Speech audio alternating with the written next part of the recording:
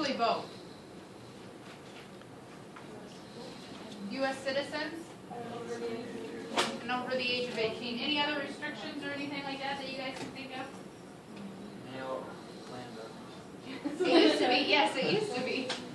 Right now, the U.S. Constitution has two requirements as far as voting eligibility, that you have to be 18 years old and you have to be a U.S. citizen. The rest, any other restrictions or any other ways they regulate elections is done by the state.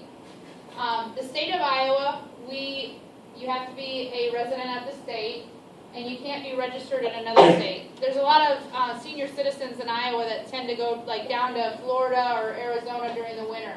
And as long as they're not registered to vote in Arizona or Florida or whatever, and they're just registered to vote in Iowa, that's okay. Also in the state of Iowa, we have some restrictions. If you have a felony offense or if you've been deemed mentally incompetent by a court, you can't vote. But there are times that, like, as a felon, you can have your voting rights reinstated by a court as well.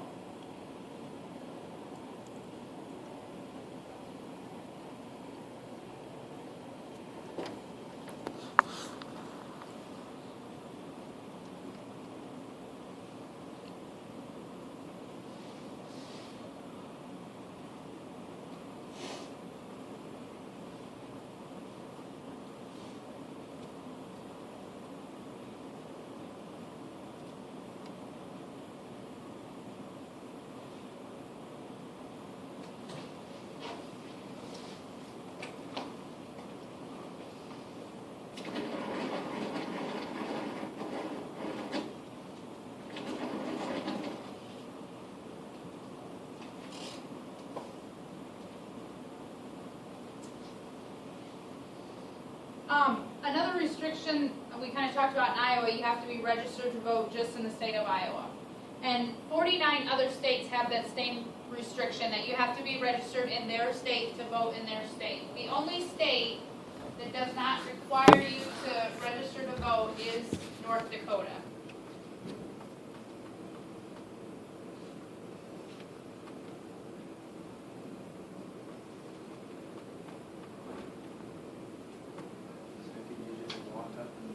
Yes.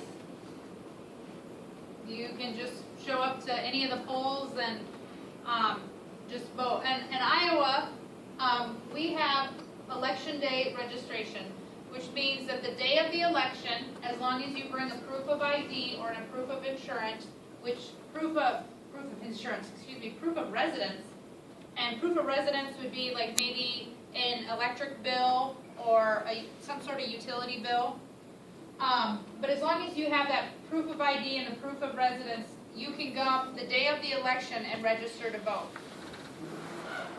Some states it's a little different, that you have to be registered to vote like so many weeks in advance of the election. Iowa also, when you register to vote, you can go online and fill out a sheet. You can do it at the DMV when you renew your driver's license.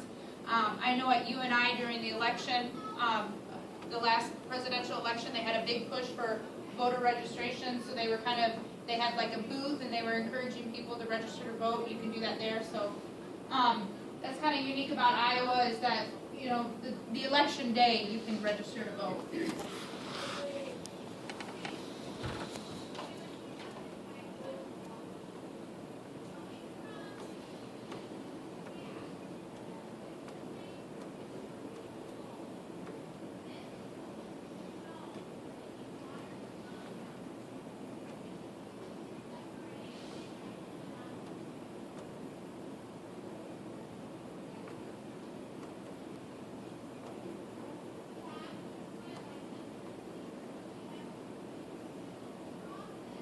An electorate is just the people in a country that are permitted to vote. In the U.S., we're just simply looking at people that are U.S. citizens and people that are over the 18 when we look at the entire American electorate. In America, looking at people that are citizens and people that are over the age of 18, we have 206 million people that are eligible to vote.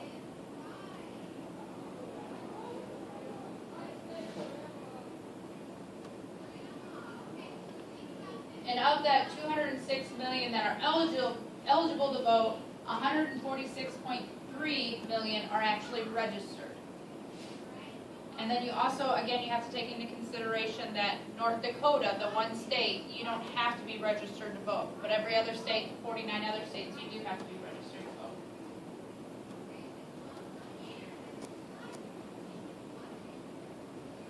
What exactly do you have to do when you There's simply a sheet. You have to put either a social security number, a driver's license number, or if you don't have a driver's license, you just have that regular photo ID that has an identification number. You have to put your address. If you're homeless, you don't need a physical address. You can just kind of put where you stay. So if you stay at a particular shelter or something like that, you can put that shelter as your residence. You have to answer some yes/no questions. Are you a felon? Yes or no. Are you a citizen of the United States? Yes or no. And then you sign it at the bottom. It's a really, really simple form. And in Iowa, you can actually be, as long as you're going to be 18 by the election, you can register to vote. So if you're like 17 and a half, and you'll be 18 by the election, you can register to vote. So, looking nationally at voting statistics, out of all the people that are eligible to vote, only about 16% of people actually go and vote, and that's looking at presidential elections. When we have like midterm elections, where it's just like state congressional elections or state senate elections, that number's even lower. And that's what a midterm election is. It's like those every other elections where there's no federal presidential election. We're going to be looking at some voting trends, and I just kind of want to make a disclaimer with like these things that you're writing down. These are just kind of trends that campaigns use to target particular voters. We'll kind of be looking at, gender, age, income, race, these kind of things. There's certain trends that we find, but that doesn't mean that that's the rule. So like, just because you're a woman doesn't mean you always vote Democratic. These are just trends, again, that campaigns use to help with reaching particular voters.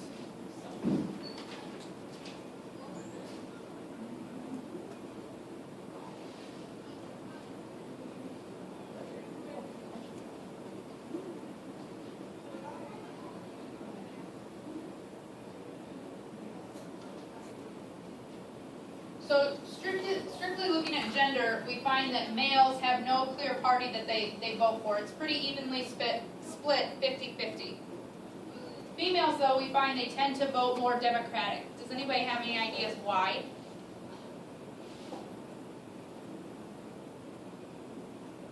Do you guys know what the Democratic Party stands for? Some of their platform issues? The Democratic Party, they support the right to choose. So a lot of times we find that the female population tends to vote Democratic. They're pro-choice. Looking at age, we find that about 40 and under tends, again, this isn't the rule, but they tend to vote Democratic, and then about 40 and over tend to vote Republican. We just kind of find old people tend to be conservative, and young people tend to be a little bit more liberal or progressive in their ideas. Looking at income, we find that the lower income kind of tends to vote Democratic, and the higher income tends to vote Republican. Do you guys have any ideas of maybe why the higher incomes tend to vote Republican? So they can keep power? Any other ideas? Taxes. A lot of times, Republicans, their platform stands for like tax cuts, and they want to repeal taxes and things like that. And a lot of times, people with higher incomes have to pay more taxes. So that's why, and Republicans stand for tax cuts, so they are going to vote Republican.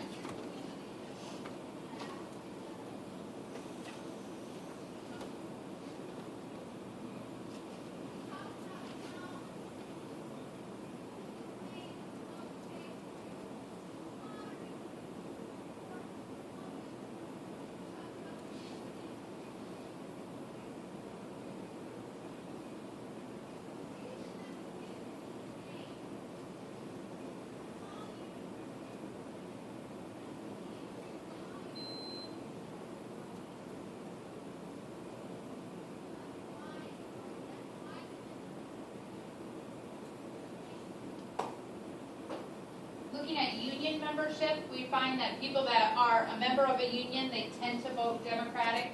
And if you're not a member of a union, you tend to vote Republican.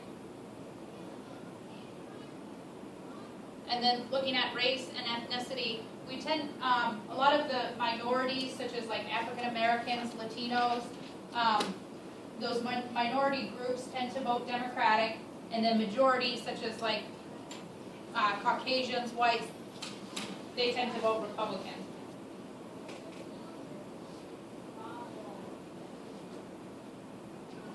Then I have some examples for you, just so we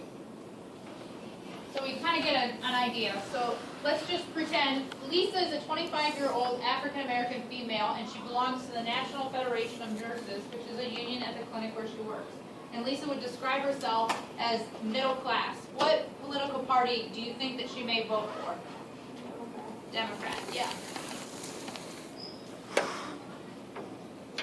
And then we have Richard, who is a 75-year-old white male, and he's the owner of a large corporation in Texas. Which party do you think Richard may possibly vote for? Republican. And a lot of times we also find that certain states tend to vote certain ways. Texas is a pretty conservative state, and they tend to vote Republican, while Iowa, we think we're kind of viewed as a more liberal state, and we tend to vote more Democratic. So there's a lot of other factors